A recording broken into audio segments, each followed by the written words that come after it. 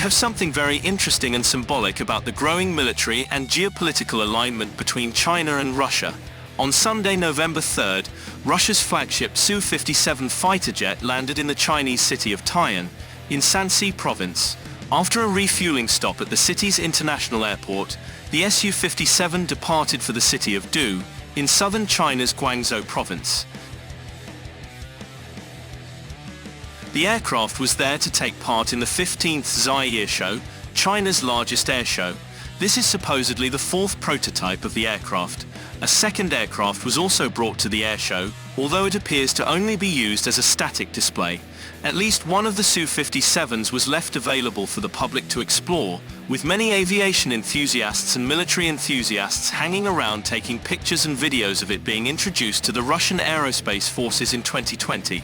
The Su-57 is a single-seat twin-engine fighter aircraft that has been seen over the skies of Ukraine supporting Russian military operations in Ukraine. Here is a short video of the aircraft's engine, the Al-41F1, which has the ability to trust the Victor controls to super cruise, meaning supersonic flight without afterburners. This is something the US F-35 is not capable of. The Su-57 emphasizes the super maneuverability enabled by the thrust-fall control and the high thrust-to-weight ratio thanks to and spare parts for its twin engines. Other key characteristics include a very large internal weapons bay allowing for a variety of different missiles for a variety of different missions, while of course maintaining stealth characteristics. It has advanced sensor systems such as the Airshow radar and probably a reasonable level of sensor integration as expected from a fifth-generation fighter. The Su-57 has a bad rip in the West.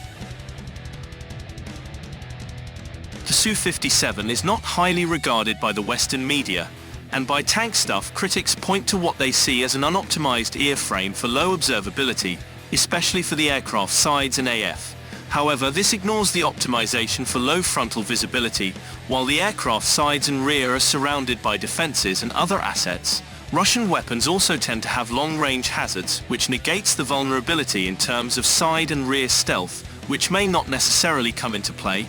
Some critics point to what they see as uneven surfaces on the aircraft with all sorts of things that make the surface uneven, like screws and rivets, but those more familiar with the Su-57 point to the fact that the final production parts have addressed these issues and have much smoother, cleaner surfaces.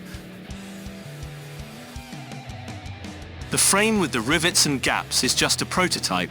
Perhaps the focus on the prototypes highlights the problem that only a small number of Sukhoi 57s have been produced, which is a major limiting factor in what it can do.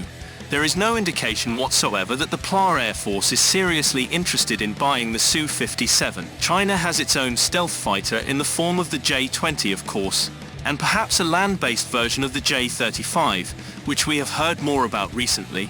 This will be the first time the Sukhoi Su-57 has been presented at a fighter show, as well as the first time the fighter has landed in China that we know of. However, the Sukhoi Su-57 is just one of several Russian-made aircraft expected to be on display at the upcoming Zai Ear show, which kicks off on November 12th. The fact that Russia is willing to fly this aircraft to China and showcase it at a fighter exhibition speaks volumes about the growing level of trust and goodwill between the two Eurasian powers.